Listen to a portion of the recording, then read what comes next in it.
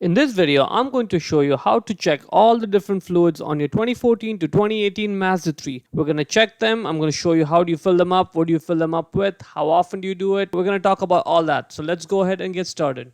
Open the driver's side door, and now right where the driver's left foot would go, there's the primary hood release lever. It even has a sticker on it. That's the one right there. Just grab it and pull it lightly. Now in front of the vehicle, right on top of that Mazda emblem there, that's for the secondary hood release lever. So lift up the hood slightly, and you need to put in your index finger and push it right. So push it right and open up the hood with your other hand. Now this hood requires a prop rod to support it. So that's a prop rod. Let's get it out. And we need to put it in the hood with the slot that has an arrow mark in it. That's the one right there. Let's get a closer look.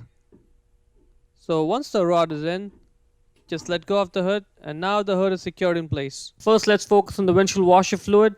That's the blue cap right there. In order to fill it up, open up the blue cap over there and fill up washer fluid from there. This car even has a nice little dipstick to check the level of it. Let me show you how that works. Put the dipstick in all the way, get it out, and now let's take a closer look at it. Right there, see that's full all the way till there, and that's where it's empty. Now if you do have to fill it up, make sure you use windshield washer fluid, especially in the winter. Don't put water in the winter, it's going to freeze, it's going to cause bigger problems. In summer you can put water or windshield washer fluid, but some of the fluid bottles comes with detergents for bugs, so that really does help out in the summer months. Now let's move on to the brake fluid. That's the brake fluid reservoir right there. In order to check the level, look at the side there. There's two marks, max and min. The level should be between max and min. You can wiggle it and you should see the fluid inside slosh. In this case, we're not able to, so let's open up the cap. Normally, you don't have to. And that's the problem right there. This person has overfilled the brake fluid. As soon as you're done checking the brake fluid level or topping it off, make sure you close it up as I did. Now, the way the brake system works is you got three main components to it. You got the brake pedal, you got the brake fluid, and then you got the actual brakes. The only thing that connects your brake pedal to the brakes is the brake fluid. So obviously, it's very important. Now, if you want to make sure that it's in good condition and that there is enough of brake fluid. The problem with brake fluid is that it's hygroscopic, meaning it just loves moisture. The moment you expose brake fluid to the atmosphere, it's just going to absorb all the moisture out of the air. And that's the problem, because you do not want brake fluid and moisture to be mixed together, because that makes it unpredictable. And when that does happen, your brake pedal now starts feeling spongy and mushy, and the car takes longer distances to stop, so that's not good. If it does happen that you left the cap off for more than 15-20 minutes, what I strongly suggest you do is you take your car to a mechanic. They have a device that can measure the moisture content in the brake fluid, and they can tell you if you're okay or if you need to get your brake fluid flushed out. And if you do need to get it flushed out, that's one place you do not want to cheap out on. So definitely just get it done if you have to get it done. It is what it is. The brake system is sealed off, right? So it doesn't really consume brake fluid on a daily basis. So it's not like you have to top it off every now and then. The reason why you may notice a change in the brake fluid level though is that one, either there's a leak in your system which is serious and you definitely want to get that checked out, or two, your brake pads are worn down. So what happens is when you get new brake pads, they're thick. Over time though, they get worn down and they get thinner. And now in order to compensate for the thinner pads, the worn down pads, the brake system takes some of the fluid out of the reservoir and into the actual brake lines. So that may cause the level to go down in the reservoir. All right? So those are the two reasons. If you do have to top it off, make sure you use .3 brake fluid from a sealed container. It says it right there, .3 brake fluid. Now what happens is when the engine is running, it just produces heat, right? It's burning fuel, so it gets hot. Now you want the engine to be warm, but you don't want it to overheat, because if it overheats, then it just causes all sorts of problems, so you don't want any of that to happen.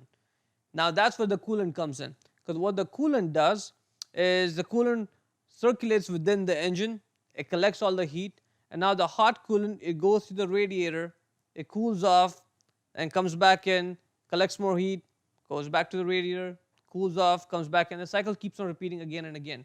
However, in this whole system, what you need is an expansion tank, because the coolant itself, as it heats up, it's going to expand. And as the name suggests, you need an expansion tank where the extra coolant can sort of just go temporarily, and then it can come back to the main cooling system. And that's what you need an expansion tank for. Now that's your radiator pressure cap over there with the warning label on it, right there. And then from there, there's a tube connecting all the way to the coolant expansion tank right there. And it even says coolant on the cap. So the radiator pressure cap, we don't have to touch it, we don't have to open it. Especially never open it when it's hot, because the fluid inside is under pressure, and if you open it, it can cause burns, serious burns, and you don't want any of that. In order to check the level, look at the side of the reservoir here. Reservoir, expansion tank, just different names. There's two marks, L and F, low and full. The level should be between the two when the engine is cold, which means the car has been sitting for at least 2-3 hours. Because otherwise you'll get a false reading. And if you do have to top it off, always use Mazda certified coolant, or you can use this Preston 50/50 coolant water mix. It has no harmful chemicals which may damage your engine, so that's good. Now the engine oil is the most important fluid in your car. Without engine oil, your engine's gone. It's seized up. Alright, and that's a major problem. So the easiest thing you can do to make sure your engine lasts a long time is to make sure that it has proper engine oil in it, the proper quantity and the proper type of engine oil in it at all times. Alright? So you definitely want to check your engine oil at least once a month.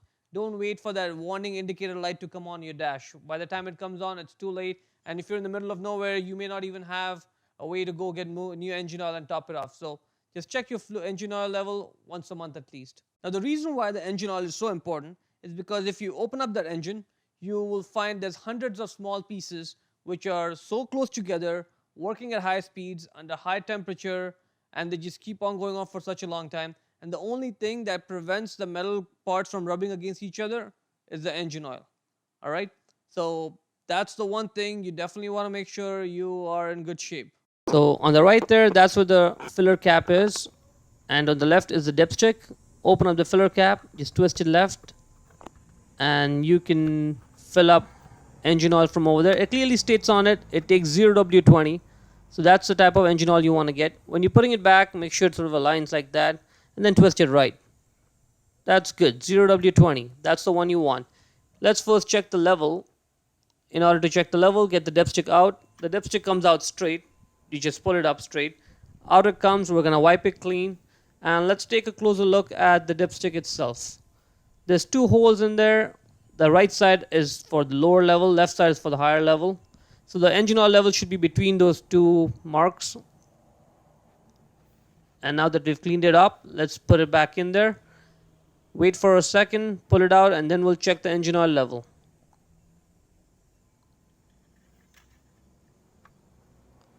Alright, let's see what it is. Okay, so it's a little bit above the max level. Not a big problem, but it would be best if it was between min and max. If the engine oil level is way above max, then it's another set of problems and you don't want any of that. And if it is way above max, then you may have to even drain some engine oil. Once you're done checking, reinsert the dipstick back in and make sure it clicks in place like that. Done. Now the transmission fluid. I'm sure you're probably wondering where the transmission fluid dipstick is. It's not like the older cars. This car, this transmission is sealed for life. So there's no dipstick for us to just go and pull it out and check the quality and the level of transmission fluid. But in reality, it's more like sealed till the warranty lasts. It's not really sealed for life for as long as you're going to keep the car. So if you're going to keep the car for a long time, what I suggest you do is every 100,000 miles or 160,000 kilometers, you can flush the fluid. There is a drain plug and there is a way to fill up the fluid. There's just no dipstick. That's about the only thing. But if you really want to just flush the fluid, you can do it. So every 100,000 miles or 160,000 kilometers, just get the transmission fluid flushed and you should be all set. Now power steering fluid. There is no power steering fluid in this car because this is not a hydraulic based. The older cars used to have a hydraulic power steering system, and hydraulic systems had fluid in it, so there was a way for you to check the fluid and make sure it was topped off, good condition, all of that. But this car has electric power steering. So the way the power steering works is there's a motor that actually helps you turn the steering. So if anyone tells you you need to get your power steering fluid flushed, there is no power steering fluid in this car. In order to close the hood, first you need to push it, get the prop rod out of there, put the prop rod back in its place. Now simply lower the hood and slam it shut.